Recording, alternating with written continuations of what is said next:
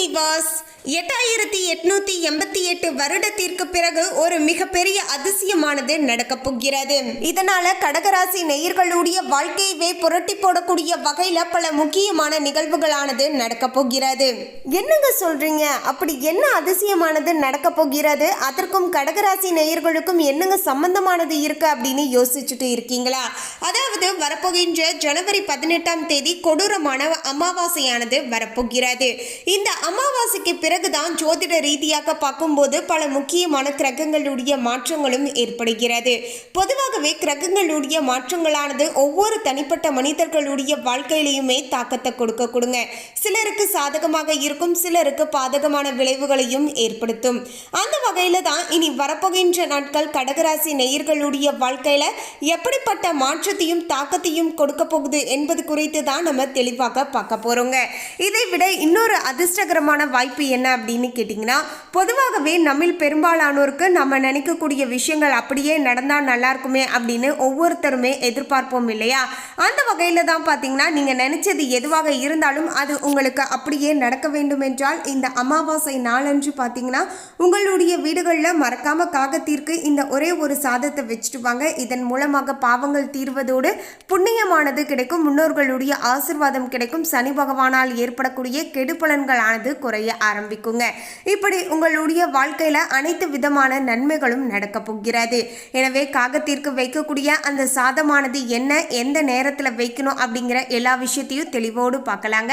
அதோடு பார்த்தீங்கன்னா ஜோதிட ரீதியாக கடகராசி நேயர்கள் இனி என்ன செய்யணும் என்ன செய்யக்கூடாது அப்படிங்கிற விஷயத்தையும் தெளிவாக தெரிந்து கொள்ளலாம். அதுக்கு முன்னாடி இன்னும் நம்ம சேனலை சப்ஸ்கிரைப் பண்ணலன்னா சப்ஸ்கிரைப் பண்ணிடுங்க. அப்படியே பக்கத்தில் இருக்கக்கூடிய பெல் ஐக்கானையும் ப்ரெஸ் பண்ணிடுங்க. வாங்க வீடியோக்குள்ள போகலாம். 18/1/2026 வரப்போகின்ற ஞாயிற்றுக்கிழமை அன்று தான் அமாவாசை திதியானது வரப்போகிறது. அதன் பிறகுதான் பல முக்கியமான கிரகங்களுடைய மாற்றங்களும் தொடர்ச்சியாக ஏற்படுகிறது.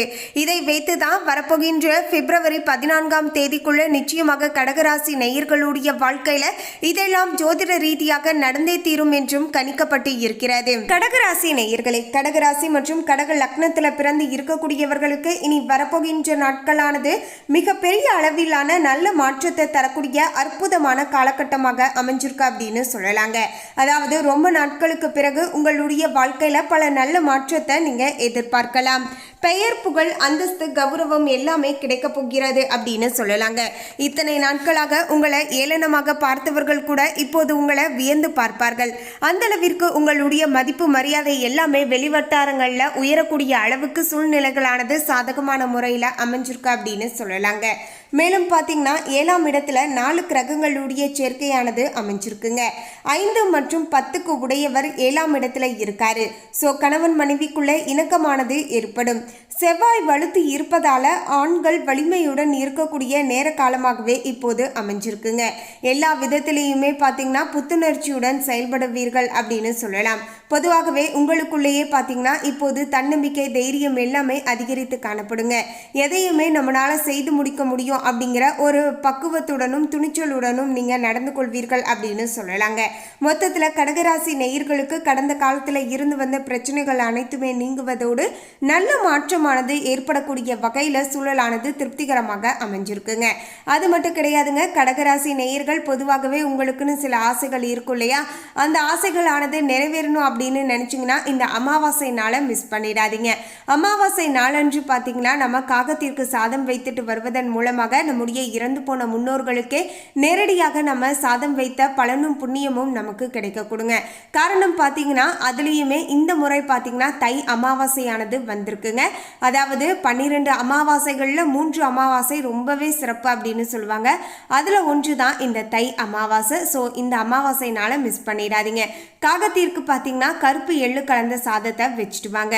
பொதுவாகவே பார்த்தீங்கன்னா நம்முடைய வீடுகளில் தினந்தோறுமே பார்த்தீங்கன்னா நம்ம சமையல் செஞ்சுட்டு தான் இருக்கும். அமாவாசை நாட்களில் மட்டும் கூடுதலாக பார்த்தீங்கன்னா நம்ம எழுந்து குளித்து முடித்து சுத்தபத்தமாக எச்சுப்படாமல் ஒரு கடவுளுக்கு எப்படி நெய்வேத்திய பிரசாதம் செய்வோமோ அதே போல் நம்ம எச்சுப்படாமல் பார்த்தீங்கன்னா சமைத்து நம்ம இந்த விஷயங்களை செய்ய வேண்டுங்க.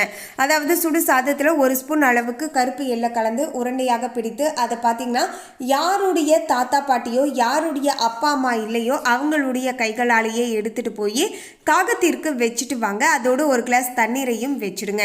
ஏன்னா அமாவாசை போன்ற நாட்களில் நம்முடைய இறந்து போன முன்னோர்கள் யமலோகத்தில் இருந்து பூலோகத்திற்கு வருவாங்க. அப்படி வரக்கூடிய நம்முடைய முன்னோர்கள் காகத்தின் ரூபத்தில் வருவதாக ஐதீகங்க. அதனால தான் காகத்திற்கு அமாவாசை நாட்களில் நம்ம சாதத்தையும் தண்ணீரையும் வைப்பதன் மூலமாக அவங்களுடைய பசியையும் தாகத்தையும் போக்கிய புண்ணியமானது நமக்கு கிடைக்குங்க. நம்முடைய முன்னோர்களும் மனம் குளிர்ந்து நம்மளை ஆசீர்வாதம் செய்வாங்க. இதனால நம்முடைய வாழ்க்கையில ஏற்பட்டு இருந்த பித்ருதோஷம் நீங்குவதோடு மட்டுமல்லாமல் நம்ம தெரிந்தோ தெரியாமலேயோ செய்து வந்த பாவங்கள் அனைத்துமே விலக ஆரம்பிக்கும். பாவங்கள் விலகி விட்டாலேயே தன்னால நம்முடைய வாழ்க்கையில அனைத்து விதமான நன்மைகளும் நடக்கும் அப்படின்னு சொல்லலாங்க. ஸோ இவ்வளவுதாங்க, எளிமையாக இந்த விஷயங்களை ட்ரை பண்ணி பாருங்க. அது மட்டும் கிடையாதுங்க, அன்றைய நாள் இரவு பார்த்தீங்கன்னா ஒரே ஒரு விளக்கை ஏற்றி வைத்து வழிபாடுகள் செய்துக்கோங்க. இந்த விளக்குல பார்த்தீங்கன்னா நல்லெண்ணெயும் பஞ்சுத்திரியையும் போட்டு உங்க வீட்டுடைய நிலவாசப்படியில ஏற்றி வைங்க. இது எதற்காக வைக்கிறோம் அப்படின்னா நம்முடைய முன்னோர்கள் பார்த்தீங்கன்னா நம்மளை பார்ப்பதற்காக யமலோகத்தில் இருந்து பூலோகத்திற்கு வந்திருந்தாங்க இல்லையா, அவங்க மீண்டும் யமலோகத்திற்கு செல்லணும் இல்லையா, அதற்கு வெளிச்சத்தை ஏற்படுத்தி தரக்கூடிய வகையில தான் நம்முடைய வீட்டு நிலவாசப்படியில நம்ம தீபத்தை ஏற்றுகிறோம். பொதுவாகவே அமாவாசை நாள் என்று சொன்னாலேயே ரொம்பவே இருட்டாக இருக்கும். அதுலேயுமே இரவு நேரத்தில் இன்னுமே இருட்டாக இருக்க கொடுங்க. ஸோ அதனால தான் பார்த்தீங்கன்னா நம்முடைய வீட்டு நிலவாசப்படியில் பார்த்தீங்கன்னா நம்ம தீபத்தை ஏற்றி வைத்து அவங்கள மனதார நம்ம வழிபாடுகள் செய்து கொண்டு இப்படி தீபத்தை ஏற்றி வைக்கும்போது அவங்களுடைய மனசானது ரொம்பவே சந்தோஷப்படுங்க. ஸோ இவ்வளவு தாங்க. இந்த ஒரு எளிமையான விஷயங்களை பார்த்தீங்கன்னா இந்த தை அமாவாசை நாளன்று மறக்காமல் செஞ்சுட்டு வாங்க. அதாவது தை அமாவாசை, ஆடி அமாவாசை, புரட்டாசி அமாவாசை ரொம்ப ரொம்ப ரொம்ப முக்கியமானது. 12 அமாவாசையை நம்ம மாதந்தோறும் வரக்கூடிய அமாவாசை கடைபிடிக்கலனாலும் இந்த 3 அமாவாசையை நம்ம விட்டுறவே கூடாதுங்க. ஸோ அதில் ஒரு அமாவாசையாகத்தான் இப்போது இந்த தை அமாவாசை வந்திருக்கு. ஸோ இந்த அமாவாசையை மிஸ் பண்ணிடாதீங்க. மறக்காமல் உங்களுடைய முன்னோர்களை நினைத்து வழிபாடுகள் செய்துக்கோங்க. நல்லதானது நடக்க கொடுங்க. மேலும் உடல் வலிமையானது அதிகரிக்க போகிறது. நம்பிக்கையானது அதிகரிக்குங்க. இடம் வாங்கக்கூடிய எண்ணமானது தோன்றும். விட்ட தொழிலை மீண்டும் செய்யக்கூடிய குழப்பங்கள் வரலாங்க. மேலும் பார்த்தீங்கன்னா வருமானம் குறித்து அதிக அளவில் யோசிக்க தொடங்குவீர்கள். அதாவது நம்ம இந்த தொழிலையே செய்யலாமா, இல்லைனா வேறு ஏதாவது தொழிலுக்கு போகலாமா, இல்லை என்றால் நம்முடைய வருமானத்தை அதிகரிக்க நம்ம என்ன மாதிரியான முயற்சிகளில் ஈடுபடணும் அப்படிங்கிற மாதிரியான பல யோசனைகளானது மனசுக்குள்ள இருந்துட்டு இருக்குங்க. 11ஆம் இடத்தில் லாபத்தில் குரு அமர்ந்து இருக்காரு. குழந்தை பாக்கியமானது இல்லாத தம்பதியர்களுக்கு இப்போது குழந்தை பாக்கியமானது கிடைக்க போகிறது. பெரிய மனிதர்களுடைய தொடர்புகளானது கிடைக்கக்கூடிய வகையிலையும் சூழலானது அமைஞ்சிருக்குங்க. சமுதாயத்துடன் தொடர்பானது ஏற்பட போகிறது. உங்களுடைய மதிப்பு, மரியாதை, செல்வாக்கு, அந்தஸ்து எல்லாமே உயரக்கூடிய வகையிலையும் சூழ்நிலைகளானது அமைஞ்சிருக்குங்க. பேசக்கூடிய வார்த்தைகளில் மிகுந்த கவனத்துடன் இருக்க வேண்டியது அவசியம். யார்கிட்ட என்ன பேசுகிறோம் அப்படிங்கிறத யோசித்து நிதானமாக பேச வேண்டிய காலகட்டத்தில் இருக்கோங்க. மற்றவர்கள் செய்யக்கூடிய தவறுக்கு உங்களை நீங்களே வருத்தி கொள்ளக்கூடிய சூழல் ஏற்படலாம் என்பதால் கொஞ்சம் பார்த்து நடந்துக்கோங்க. வேலை பார்க்கக்கூடிய இடத்துல சிறிது பொறுமையுடன் இருப்பது எல்லா விதத்திலையுமே உங்களுக்கு நன்மையை ஏற்படுத்தி தரும் அப்படின்னு சொல்லலாங்க.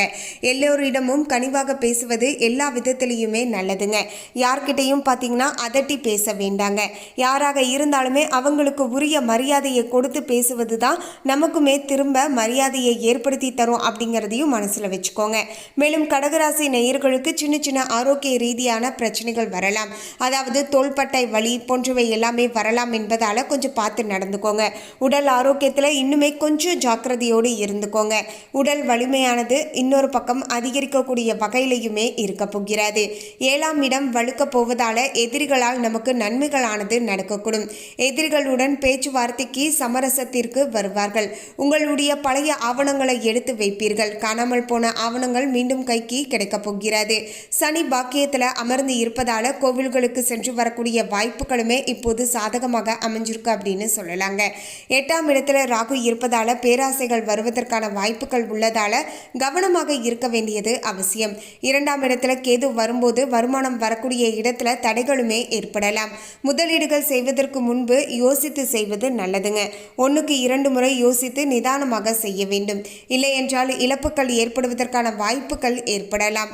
புலம்பல்கள் தீரக்கூடிய காலகட்டமாக இப்போது அமைஞ்சிருக்குங்க. எல்லா விதமான துன்பங்களில் இருந்துமே விலகி வரக்கூடிய ஒரு அருமையான காலகட்டமாகவே இருக்க போகிறது. ராகுவுடைய நிலையானது நன்றாக இல்லாமல் இருப்பதால் எதிர்பாலினத்தவர் விஷயத்தால் அவமானங்கள் ஏற்படுவதற்கான வாய்ப்புகள் இருக்கு என்பதால் கொஞ்சம் பார்த்து நடந்துக்கோங்க. ஆண்களாக இருக்கக்கூடியவங்க பெண்கள்கிட்டையும், பெண்களாக இருக்கக்கூடியவங்க ஆண்கள் கிட்டையும் பேசும்போது பழகும்போது கொஞ்சம் ஜாக்கிரதையாக இருந்துக்கோங்க. இல்லை என்றால் தேவையில்லாத சில பிரச்சனைகளை நீங்கள் சந்திக்கலாம். அதே போல் சமூக வலைத்தளங்களில் கவனமாக இருப்பது நல்லதுங்க. நிறைய பேர் ஃப்ரெண்ட்ஸ் ரெக்வஸ்ட் கொடுத்தாலுமே நீங்கள் யார் என்ன அப்படிங்கிறத தெரிஞ்சுக்கிட்டு புரிஞ்சுக்கிட்டு பேச வேண்டியது அவசியம் அப்படிங்கிறதையும் மனசில் வச்சுக்கோங்க. எல்லோருமே பார்த்திங்கன்னா நல்லவங்க அப்படின்னு நம்பிடாதீங்க. ஸோ சமூக வலைத்தளங்களை பார்த்திங்கன்னா தகுந்த முறையில் பயன்படுத்த வேண்டியது மிக மிக அவசியம். இதுவரைக்கும் இல்லாத அளவுக்கு கணவன் மனைவிக்குள்ள ஒற்றுமையானது அதிகரிக்க போகிறது. தெய்வ கலாச்சாரமானது உண்டாகும். இறை அருள் கிடைக்கக்கூடிய வகையில் பாக்கியமானது அமைஞ்சிருக்குங்க. பெண் தெய்வத்தின் மூலமாக உங்களுக்கு அனுகூலம் ஏற்படக்கூடிய வகையிலையும் சூழ்நிலைகளானது திருப்திகரமாக அமைஞ்சிருக்குன்னு சொல்லலாம்.